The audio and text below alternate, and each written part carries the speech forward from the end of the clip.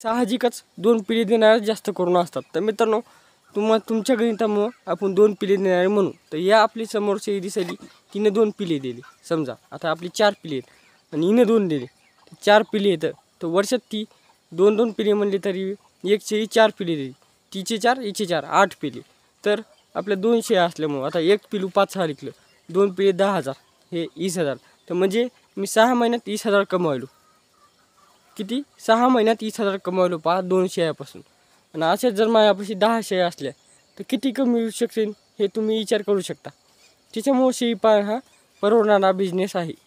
आपल्या नवीन पिढीसाठी तर नक्कीच आहे.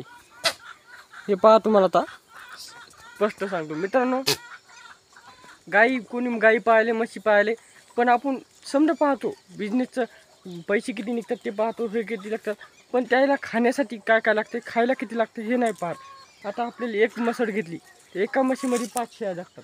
एका म्हशीला दिवसभरात किती खायला लागत असेल, त्या खाण्यात आपल्या 5 अशा शेळ्या जगतात. तर विचार करू शकता तुम्ही, म्हशी घेऊस तर जर आपण शेळीपालनाकडे वळलो आणि शेळीपालन केलं तर यशस्वी पैसे कमवून यशस्वी आपलं शेळीपालन होऊ शकते. आणि म्हशीपालनात कसं आहे मित्रांनो, म्हशीपालनाला खायला टाका, त्यानंतर म्हशीपालनात फक्त दुधाचे पैसे आहेत, बाकी काहाचे पैसे नाहीत. दुधाचे पैसे आहेत आणि शेणाचे पैसे आहेत, बाकी काहाचे म्हशीपालनात पैसे नाहीत. पण शेळीपालनात शेळीच्या लेंड्यापासून तर शेळीच्या पिल्ल्यापासून समजायचेच पैसे. शेळीचं दूध पिकते पण जास्त करून दूध विकत नाहीत. त्याच्यामुळे शेळीपालन हा परवडते. भेटूया नेक्स्ट व्हिडिओमध्ये. तर चॅनलला सबस्क्राईब करा आणि हा व्हिडिओ आवडला का नाही कमेंटमध्ये सांगा.